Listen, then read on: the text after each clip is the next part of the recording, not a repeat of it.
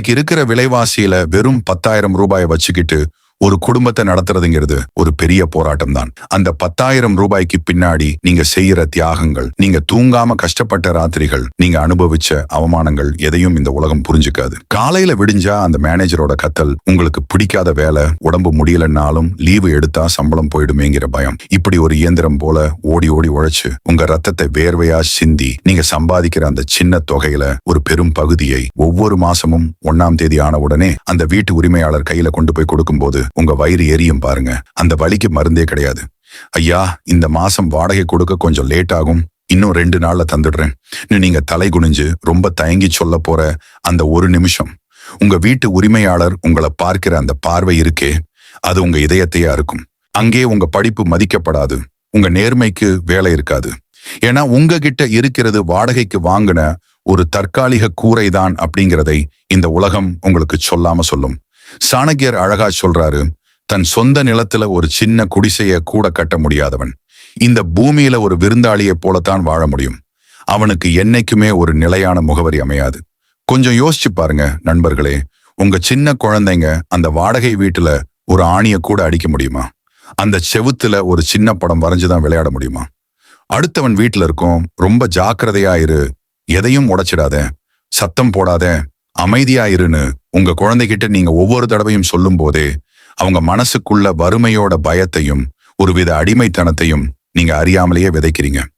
உங்க பிள்ளைகளோட எதிர்காலத்தை இப்படியே பயத்திலையும் ஏக்கத்திலையும் கழிக்க போறீங்களா? ஒரு சொந்த வீடு இல்லாத காரணத்தால உங்க குடும்பத்தோட சின்ன சின்ன சந்தோஷங்களை எத்தனை முறை நீங்க அடகு வச்சிருப்பீங்க? இந்த நரக நிலைமை இப்போவே மாறணும். உங்க ரத்தத்துல ஒரு நெருப்பு பத்தணும்.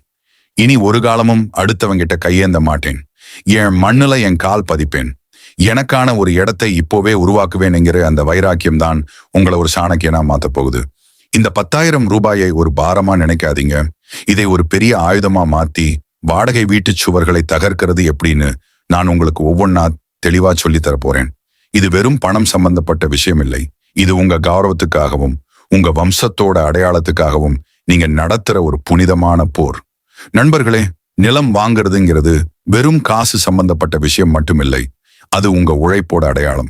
நாம 10,000 ரூபாய் சம்பளம் வாங்குறோம்னு தெரிஞ்சாலே நிலம் விற்கிறவங்க நம்மளை ஒரு மாதிரி பார்ப்பாங்க. இவன்கிட்ட ஏது காசு ஒரு இலக்கமான பார்வை இருக்கும். அது மட்டும் இல்லாம குறைஞ்ச விலையில நிலம் தேடி போகும்போது பல பேர் நம்மளை ஏமாத்த காத்துக்கிட்டு இருப்பாங்க. ஒரே நிலத்தை 4 பேர்கிட்ட விற்கிது, வில்லங்கம் இருக்கிற நிலத்தை நம்ம தலையில கட்டுறது, அரசாங்க புறம்போக்கு நிலத்தை நைசா விற்க பாக்குறதுன்னு ஏகப்பட்ட சதி வலைகள் இருக்கு. நீங்க கஷ்டப்பட்டு சேமிச்ச அந்த பணம் ஒரு சின்ன தப்புனால காணாம போயிடக்கூடாது. சாணக்கியர் சொல்றாரு, பார்வையற்றவனுக்கு கண்ணாடி எப்படி உதவாதோ அதுபோல அறிவு இல்லாதவனுக்கு பணம் உதவாது. நாம வெறும் பணத்தை மட்டும் வச்சுக்கிட்டு நிலம் வாங்க போகல, அறிவையும் வச்சுக்கிட்டு போக போறோம். வாடகை வீட்டிலிருந்து தப்பிக்கணுங்கிற உங்க அவசரம் உங்களை ஒரு தப்பான இடத்துல கொண்டு போய் விட்டுடக்கூடாது. கம்மி விலையில கிடைக்குதேன்னு அவசரப்பட்டு முறையான ஆவணங்கள் இல்லாத நிலத்தை வாங்கிட்டா உங்க 2 வருஷ உழைப்பும் வீணா போயிடும். அந்த பயம் உங்களுக்கு இருக்கணும். ஆனா அந்த பயத்தை விட சாணக்கியரோட தந்திரம் உங்ககிட்ட அதிகமா இருக்கணும். நிலத்தை தேடும் போது நீங்க கவனிக்க வேண்டிய அந்த முதல் விஷயம் என்ன? இப்போ அந்த ரகசிய தந்திரத்தை பார்ப்போம். சாணக்கியர் சொல்லுவாரு, இன்னைக்கு யாருக்கும் தெரியாத ஒரு விஷயம் நாளைக்கு உலகத்துக்கே தெரியும். அந்த இடைப்பட்ட நேரத்துல தான் உன் லாபம் இருக்கு. அதாவது எல்லாரும் போற இடத்துக்கு நீங்க போகாதீங்க. பெரிய பெரிய விளம்பரம் பண்ற இடத்துல நிலம் வாங்க நம்ம கிட்ட காசு இல்ல. நீங்க என்ன பண்ணணும்னா, உங்க ஊருக்கு வெளியே ஆனா 5 வருஷத்துல பெருசா வளர போற ஒரு பகுதியை அடையாளம் காணணும். உதாரணத்துக்கு ஒரு இடத்துல புதுசா ஒரு காலேஜ் வரப்போகுதுன்னோ இல்ல ஒரு பெரிய ரோடு வரப்போகுதுன்னோ உங்களுக்கு தகவல் கிடைச்சா அந்த இடத்தை இப்போவே கூறி வைங்க. அந்த இடத்துல இருக்கிற விவசாயிகிட்டையோ இல்ல நில உரிமையாளர்கிட்டையோ நேரடியா பேசுங்க. இடையில இருக்கிற தரகர்களை தவிர்த்துட்டு உங்ககிட்ட இருக்கிற அந்த சின்ன சேமிப்பை முன்பணமா அட்வான்ஸ் கொடுங்க. அவங்க கிட்ட ஒரு வருஷ கால அவகாசம் கேளுங்க. அந்த ஒரு வருஷத்துல அந்த இடத்தோட மதிப்பு ஏறும்போது உங்ககிட்ட இருக்கிற அந்த அக்ரிமெண்ட் ஒரு தங்கச் சுரங்கமா மாறும். இதுக்கு நீங்க பண்ண வேண்டியது ஒண்ணுதான். தினமும் 1 மணி நேரம் உங்க வேலை முடிஞ்சதுக்கு அப்புறம் பைக் எடுத்துக்கிட்டு ஊருக்கு வெளியே இருக்கிற நிலங்களை சுத்தணும். மண்ணோட வாசனையை தெரிஞ்சுக்கிறவன் தான் அந்த மண்ணுக்கு சொந்தக்காரனாக முடியும். நிலம் வாங்குறதுக்கு முன்னாடி நீங்க செக் பண்ண வேண்டிய மிக முக்கியமான விஷயம் தாய் பத்திரம் மற்றும் வில்லங்க சான்றிதழ் EC. உங்ககிட்ட காசு கம்மியா இருக்குன்னு தெரிஞ்சா ஆவணங்கள்ல குழப்பம் இருக்கிற நிலத்தை உங்ககிட்ட தள்ள பார்ப்பாங்க. சாணக்கியர் சொல்வாரு, சந்தேகம் இருக்கிற இடத்துல ஒரு அடி கூட எடுத்து வைக்காதே. நீங்க ஒரு வக்கீல் கிட்ட போய் இதையெல்லாம் செக் பண்ண பணம் இல்லைன்னு நினைக்கலாம். ஆனா ஆன்லைன்லயே இப்போ எல்லாத்தையும் பார்க்க முடியும். நீங்க வாங்க போற நிலத்தோட 30 வருஷ வரலாற்றை தெரிஞ்சுக்கோங்க.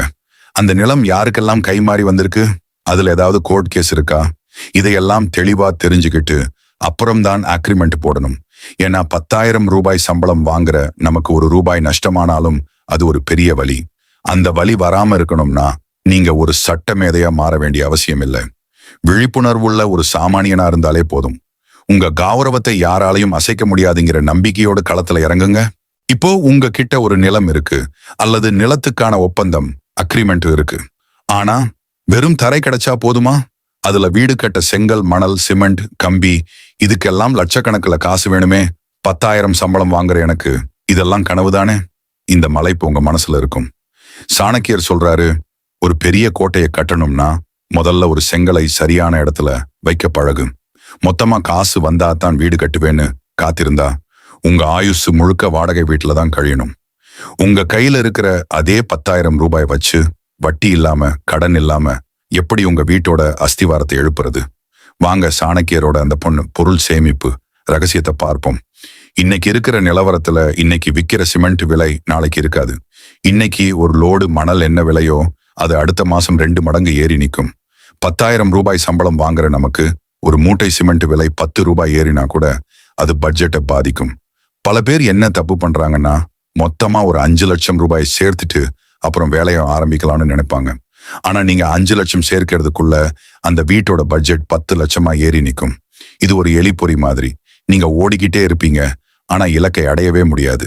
சாணக்கியர் சொல்லுவாரு, காலம் ஒரு வேட்டைக்காரன். நீ அவன்கிட்ட இருந்து தப்பிக்கணும்னா அவனுக்கு முன்னாடியே ஓட கத்துக்கணும். காசு வரும்போது பாத்துக்கலான்னு அசால்ட்டா இருந்தா சிமெண்ட்டும் கம்பியும் உங்க கனவை சுக்கு நூறா உடைச்சிடும். என்கிட்ட காசு இல்ல நீங்க சொல்ற ஒவ்வொரு நாளும் கட்டுமான பொருட்களோட விலை ஏறிக்கிட்டே இருக்கு. இந்த விலையேற்றத்துல இருந்து ஒரு ஏழை மனுஷன் எப்படி தப்பிக்கிறது?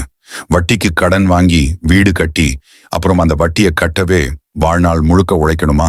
வேண்டவே வேண்டாம். கடன் இல்லாம வீடு கட்டுற அந்த சாணக்கிய வித்தையை இப்போ கவனிங்க. இப்போ அந்த ரகசிய தந்திரத்தை பார்ப்போம். சாணக்கியர் சொல்வாரு, துளி துளியா சேர்ற மழை நீர் தான் ஒரு பெரிய ஏரியை உருவாக்குது. நீங்க மொத்தமா காசை சேர்க்காதீங்க, பொருளை சேமிங்க. எப்படின்னு கேக்குறீங்களா? உங்க மாச சம்பளத்துல மிச்சம் பிடிக்கிற அந்த 3,000 ரூபாயை வச்சு ஒவ்வொரு மாசமும் ஒரு குறிப்பிட்ட எண்ணிக்கையில செங்கல்களை வாங்குங்க.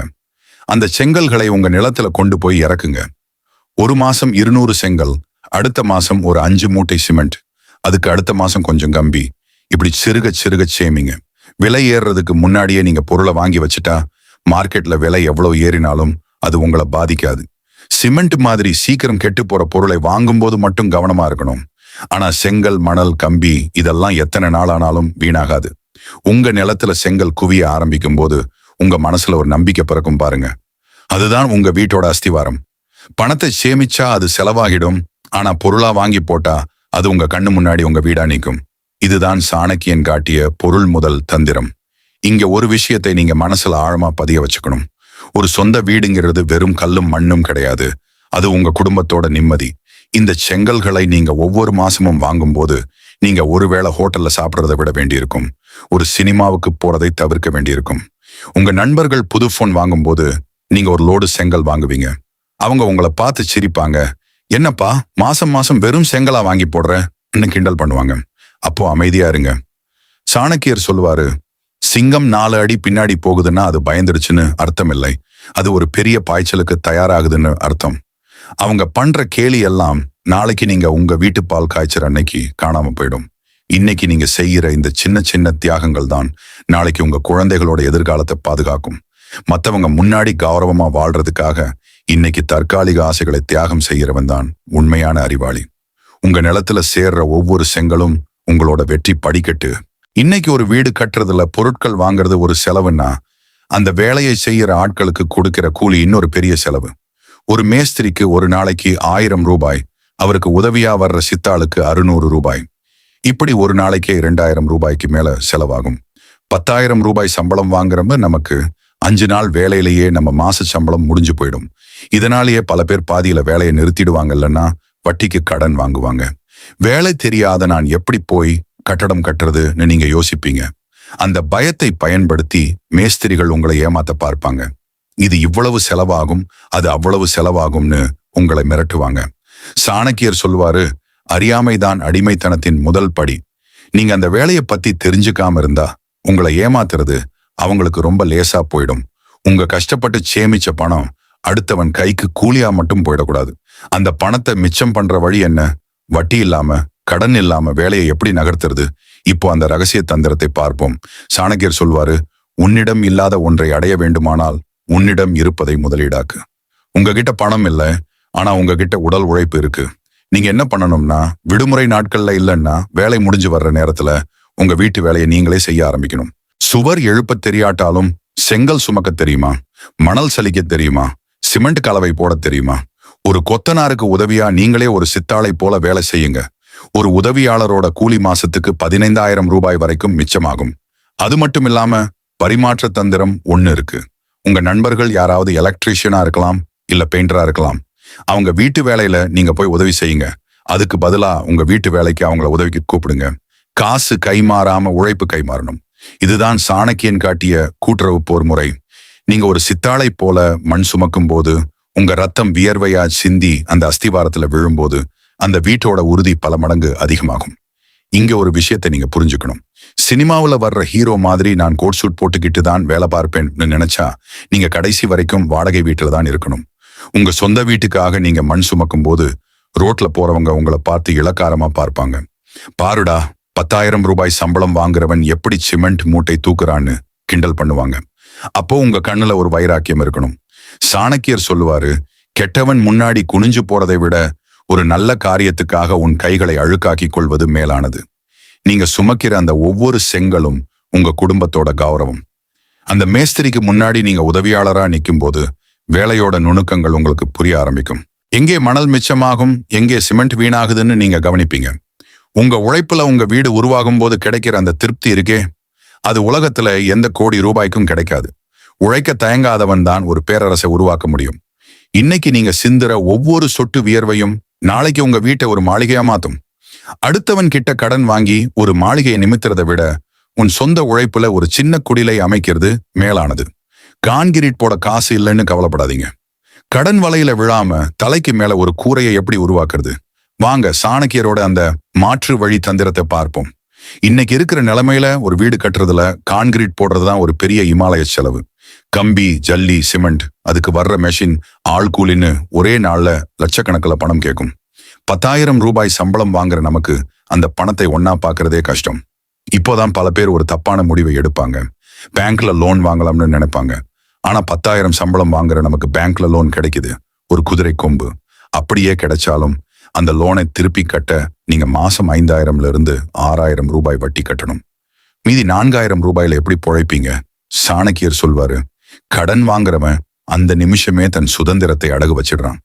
உங்க சொந்த வீட்டுல நீங்க சுதந்திரமா இருக்கணுமே தவிர வட்டி கட்டுற அடிமையா இருக்கக்கூடாது. கான்கிரீட் போடுறதுக்காக உங்க நிம்மதியை வித்திடாதீங்க. மாற்று வழி என்ன நண்பர்களே? இங்கே ஒரு விஷயத்தை நீங்க மனசுல ஆழமா பதிய வச்சுக்கணும். இந்த உலகம் எப்படின்னா, நீங்க கான்கிரீட் வீடு கட்டுனா தான் வந்து பாராட்டும். ஆனா நீங்க அந்த கான்கிரீட்டுக்காக வாங்கின கடனை திருப்பி கட்ட முடியாம தவிக்கும் போது ஒருத்தனும் வந்து உதவ மாட்டான். சாணக்கியர் சொல்வாரு, மத்தவங்க கண்ணுக்கு பெரிய ஆளா தெரியறதை விட உன்னோட நிம்மதிதான் உனக்கு பெருசு. கௌரவத்துக்காக கடன் வாங்கி நிம்மதியை இழந்து கடைசியில அந்த வீட்டையே பேங்க்காரன் ஜப்தி பண்ற நிலைமைக்கு வந்துடாதீங்க. ஒரு சின்ன வீடா இருந்தாலும் அதுல வட்டி இல்லாம நீங்க நிம்மதியா சோறு சாப்பிடுறீங்க பாருங்க, அதுதான் உண்மையான ராஜ வாழ்க்கை. வாடகை வீட்டுல ஒவ்வொரு மாசமும் ஒருத்தனுக்கு பயந்து பயந்து வாடகை கொடுக்கிறதை விட உங்க சொந்த இடத்துல ஒரு தகர கூரையில மழை சத்தத்தை கேட்டுக்கிட்டு தூங்குறது எவ்வளவோ மேலானது. தற்பெருமைக்காக வாழாதீங்க, நிதர்சனத்தை புரிஞ்சு வாழ கத்துக்கோங்க. புத்திசாலி ஒருவன் குப்பையில இருந்து கூட தங்கத்தை எடுப்பான். நீங்க என்ன பண்ணணும்னா, பழைய மரச்சாமான்கள் விற்கிற இடங்களுக்கு ஓல்ட் வுட் மார்ட் போங்க. பெரிய பெரிய பங்களாக்களை இடிக்கும் போது அங்க இருக்கிற தேக்கு மர கதவுகளையும் ஜன்னல்களையும் மிக குறைந்த விலைக்கு விற்பாங்க. புதுசா ஒரு கதவு வாங்குற விலையில அங்கே நீங்க 5 கதவுகள் வாங்கலாம். கொஞ்சம் வார்னிஷ் அடிச்சா அது புதுசை விட பிரம்மாண்டமா இருக்கும். அதே போல எலக்ட்ரிக்கல் சாமான்கள் வாங்கும் போது பிராண்டட் பொருட்கள் தான் வேணும்னு அடம் பிடிக்காதீங்க. ISI, ISI முத்திரை இருக்கிற தரமான ஆனா விளம்பரம் இல்லாத பொருட்களை வாங்குங்க. பெயிண்ட் அடிக்க இப்போதைக்கு காசு இல்லையா? வெறும் ஒயிட் வாஷ் மட்டும் பண்ணுங்க. அது உங்க வீட்டை பளிச்சுன்னு காட்டும். காசு வரும்போது பெயிண்ட் அடிச்சுக்கலாம். இதுதான் சாணக்கியன் காட்டிய பயன்பாட்டுக்கு முக்கியத்துவம் கொடுக்கும் தந்திரம். ஆடம்பரத்தை விட ஆரோக்கியமான சேமிப்பு தான் இப்ப முக்கியம். இங்க ஒரு விஷயத்தை நீங்க புரிஞ்சுக்கணும். பக்கத்து வீட்டுக்காரன் கிரானைட் போட்டிருக்கான், நான் சிமெண்ட் தர போடுறேனே, இன்னும் என்னைக்குமே மத்தவங்களோட உங்களை ஒப்பிட்டு பார்க்காதீங்க. அவனோட வருமானம் வேற, உங்களோட போராட்டம் வேற. சாணக்கியர் சொல்வாரு, தன் நிறைவு கொண்டவனே இந்த உலகத்துல மிகச்சிறந்த செல்வந்தன்.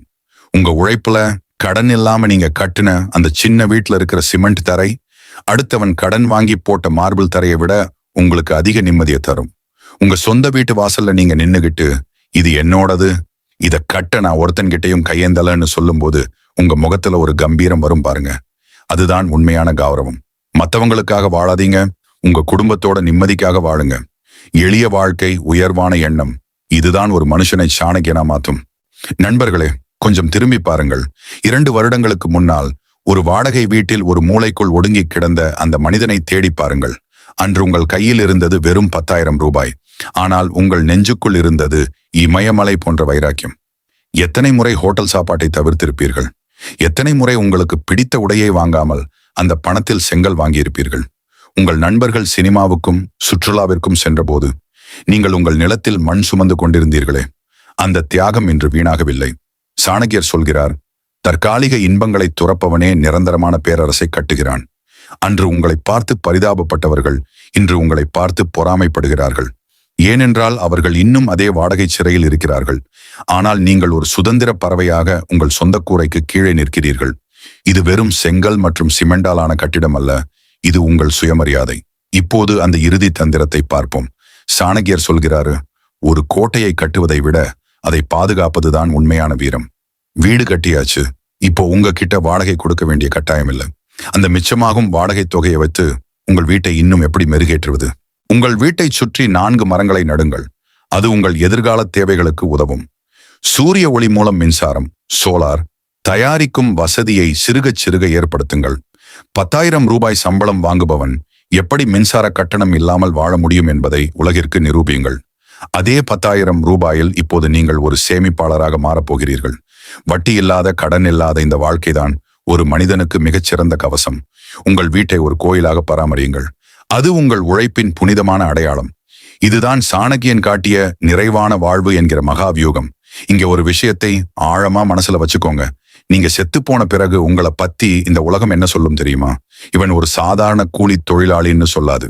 இவன் வெறும் 10,000 ரூபாய் சம்பளத்துல தன் குடும்பத்துக்காக ஒரு சாம்ராஜ்யத்தையே கட்டிய ஒரு மாபெரும் தலைவன்னு சொல்லும்.